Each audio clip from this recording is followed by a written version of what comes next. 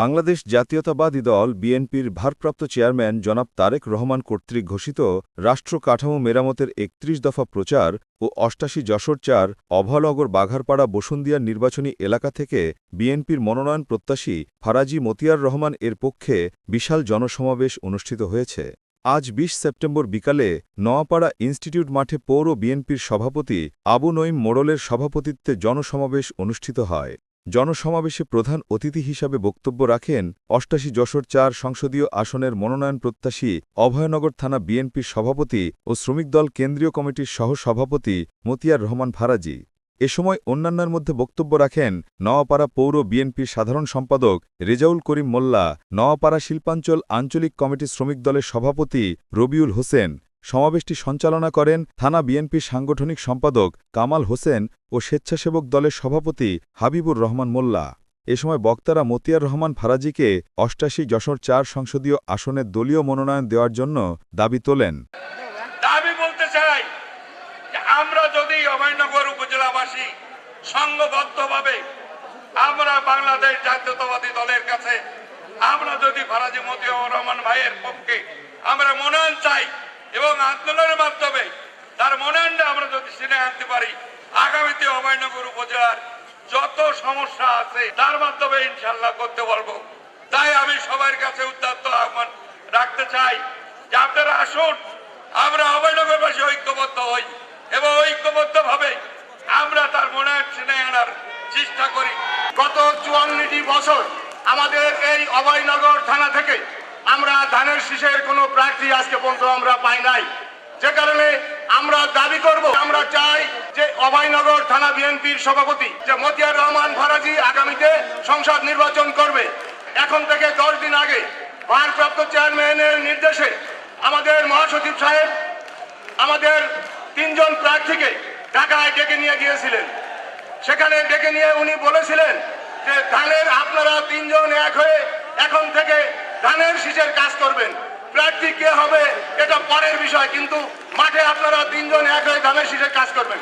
দুঃখজনক হলেও সত্য, যশোরের প্রেসিডেন্ট সেক্রেটারি এই ৩ জন প্রার্থীকে ডেকেছিলেন, সেখানে নির্দেশ দিয়েছিলেন আপনারা কেউই ধানের শীষের বাইরে একক কোনো প্রার্থী কাউকে দেওয়া হয় নাই, আপনারা শুধু ধানের শীষের কাজ করবেন।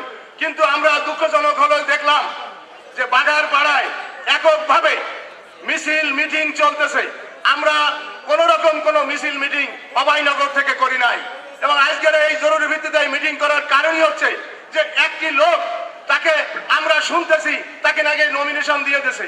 আমরা দীর্ঘদিন রাজনীতি করি, আমরা কখনো দেখি নাই যে কাউকে টেলিফোনে বলে দেওয়া হয় যে আপনাকে নমিনেশন দেওয়া হয়ে গেছে। আসলে এটা সত্যি খুব দুঃখের ব্যাপার, যে কারণে আমি আপনাদেরকে বলতে চাই আসলে নমিনেশন কাউকে দেওয়া হয় নাই। নমিনেশন দিবেন ভারপ্রাপ্ত চেয়ারম্যান জনাব তারেক রহমান। ধানের শীষের প্রতীকের প্রার্থী হিসেবে আমরা দেখতে চাই সেই ব্যক্তি ফারাজি মতিয়ার রহমান। ফারাজি মতিয়ার রহমান আজকে আমাদের কাছে বড় আশা, আমরা তাকে ধানের শীষের প্রতীকে প্রার্থী হিসেবে দেখতে চাই। ধানের শীষকে শক্তিশালী করার লক্ষ্যে আমরা আজকে তাকে দাবি রাখবো অভয়নগর বসুন্ধিয়া বাগারপাড়াবাসী ধানের শীষের প্রতীকে ফারাজি মতিয়ার রহমানের যাতে মনোনয়ন পায় এবং প্রত্যাশী তাকে আমরা মনোনয়ন দেখতে চাই। অভয়নগর মানুষ দীর্ঘদিন অপেক্ষা আছে ধানের শীষের প্রতীকে এমপি ফারাজি মতিয়ার রহমান আসবে, আমরা তার অপেক্ষায় আমরা আছি। প্রধান অতিথির বক্তব্যে মতিয়ার রহমান ফারাজি অভয়নগরের বিভিন্ন সমস্যার কথা তুলে ধরেন এবং অভয়নগরেই যেন দলীয় মনোনয়ন থাকে সে ব্যাপারে অভয়নগরের মানুষকে সোচ্চার থাকার আহ্বান করেন।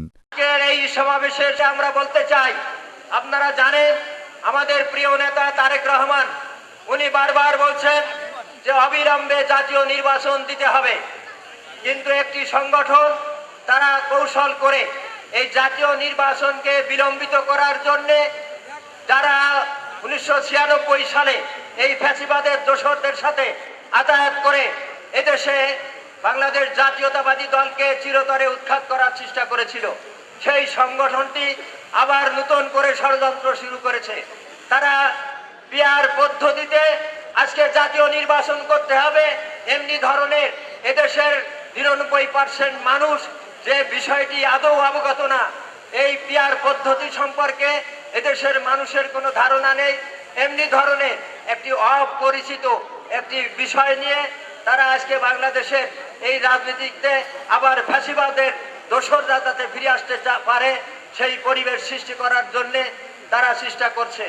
আজকে বাংলাদেশ জাতীয়তাবাদী দলের ভারপ্রাপ্ত চেয়ারম্যান যে ঘোষণা দিয়েছেন যে অবশ্যই ২৬ সালের ফেব্রুয়ারি মাসে জাতীয় নির্বাচন হতে হবে, কোনো পিয়ার পদ্ধতি আমরা মানি না। অতএব যে কোনো মূল্যে বাংলাদেশে এই ফেব্রুয়ারি মাসের 15 তারিখের ভেতরে জাতীয় নির্বাচন দিতে হবে। এই অভয়নগরের মানুষ দীর্ঘ 17 বছর, এই বানবাসী মানুষ তাদের মুক্তির কোনো ব্যবস্থা করে নাই। এই ফ্যাসিবাদের দোসররা পানি উন্নয়ন বোর্ডের যে কোটি কোটি টাকা প্রতি বছর বরাদ্দ হয়েছে, আর এই ফ্যাসিবাদের দোসররা পানি কমিটির নামে তারা সমস্ত টাকা পানি উন্নয়ন বোর্ড এবং এই ফ্যাসিবাদের দোসররা সমস্ত টাকা পকেটস্থ করেছে, ক্ষমতায় অধিষ্ঠিত হয়েছে। অতএব আমরা চাই যে আজকে কোনো ফ্যাসিবাদের দোসর নতুন করে একটা অস্বস্তিকর পরিবেশ সৃষ্টি করে বাংলাদেশের এই জাতীয় নির্বাচন যাতে বাধাগ্রস্ত না করতে পারে, আমরা সেই আন্দোলন করে অবশ্যই নির্দিষ্ট সময়ের ভেতরে বাংলাদেশে একটি জাতীয় নির্বাচন অনুষ্ঠিত হবে। আমি অভয়নগরের জনগণের যে চাহিদা সেই সম্পর্কে সংক্ষেপে দুই একটা কথা বলতে চাই। আপনারা জানেন এই অভয়নগরের একটি ইউনিয়ন সুন্দর ইউনিয়ন এবং পায়রা ইউনিয়ন, চরসিয়া ইউনিয়ন এবং প্রেমবাং ইউনিয়নের একটি বৃহৎ অংশ পানিতে নিমজ্জিত থাকে। এই সরকার ইতিপূর্বে যে সরকার ছিল 5ই আগস্টের পূর্বে, সেই সরকার পানি নিষ্কাশনের কোনো ব্যবস্থা করে নাই। আমরা 5 তারিখের পরে, 5ই আগস্টের পরে আমরা নিরালোরভাবে চেষ্টা করেছি। আজকে অবদান যে সমস্যা, এখন আর ওই প্রত্যন্ত অঞ্চলে পানিতে নিমজ্জিত নাই। আজকে এবছর যে পূজা উদযাপন হয়েছে, শুকনো ভূমিতে পূজা উদযাপন হয়েছে। অতএব আজকে আমরা শুরু করেছি এবং ইনশাল্লাহ বাংলাদেশ জাতীয়তাবাদী দল যদি সরকার গঠন করে তাহলে ভবদার সমস্যার স্থায়ী সমাধান ইনশাল্লাহ আমরা করব। বন্ধুগণ, আরো বলতে চাই, এই শেখ হাসিনার সরকার গত 20 সালে একটি কলমের খোঁচায় আজকে বাংলাদেশ জুট মিলস কর্পোরেশনের যে ভারী কারখানাগুলো ছিল সেই কারখানাগুলো বন্ধ করে হাজার হাজার শ্রমিকদেরকে বেকার করে দিয়েছে। যদি বাংলাদেশ জাতীয়তাবাদী দল সরকার গঠন করতে পারে, ইনশাল্লাহ সমস্ত বন্ধ কলকারখানা চালু করা হবে। গত 18 সালে যে নির্বাচন হয়েছিল শেখ হাসিনার নেতৃত্বে, সেই নির্বাচনে অভয়নগর থেকে আমি নিজেই মনোনয়ন চেয়েছিলাম। আমাকে একটি চিঠি দেওয়া হয়েছিল, অন্য থানার আরেকজনকে একটি চিঠি দেওয়া হয়েছিল, পরবর্তী চিঠি আমাকে দেওয়া হয় নাই। আমরা এবার নির্বাচনে অংশগ্রহণ করার জন্য আবার আবেদন করেছি, ইতিমধ্যে সাক্ষাৎকার হয়েছে। ইনশাল্লাহ আপনারা যদি রাজপথে সংঘবদ্ধভাবে থাকেন, আপনাদের এই অধিকার প্রতিষ্ঠিত না করা পর্যন্ত আমরা রাজপথ ছাড়ব না। এবং সবাইকে, আপনারা যারা এখানে উপস্থিত হয়েছেন, যারা হতে পারেন নাই, অবশ্যই আপনারা ফিরে যাই আগামী 26 সালের ফেব্রুয়ারি মাসের এই জাতীয় নির্বাচনে এখন থেকে প্রস্তুতি গ্রহণ করুন। এই স্বাধীনতার পর থেকে বাংলাদেশ জাতীয়তাবাদী দলের সৃষ্টির পর থেকে অভয়নগর থেকে কোনো লোককে ধানের শীষের প্রতীক নিয়ে নির্বাচন করার সুযোগ দেওয়া হয় নাই। তাই আজকে অভয়নগরের মানুষ ঐক্যবদ্ধ, যে কোনো মূল্যে তারা ধানের শীষের প্রতীক যাতে অভয়নগরের মানুষ পায়, সেই জন্য আজকে এই মাঠে তারা সমবেত হয়েছে।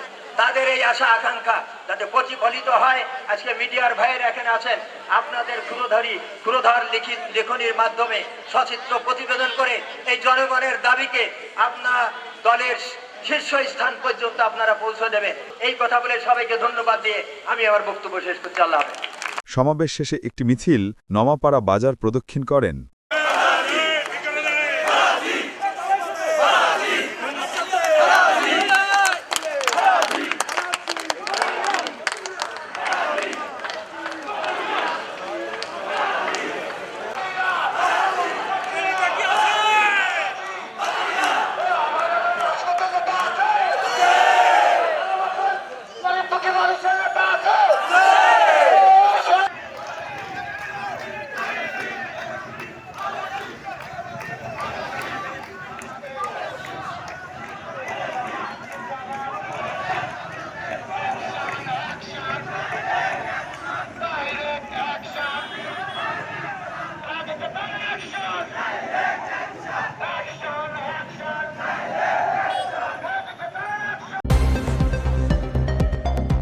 সত্যের সন্ধানে দক্ষিণ বাংলা।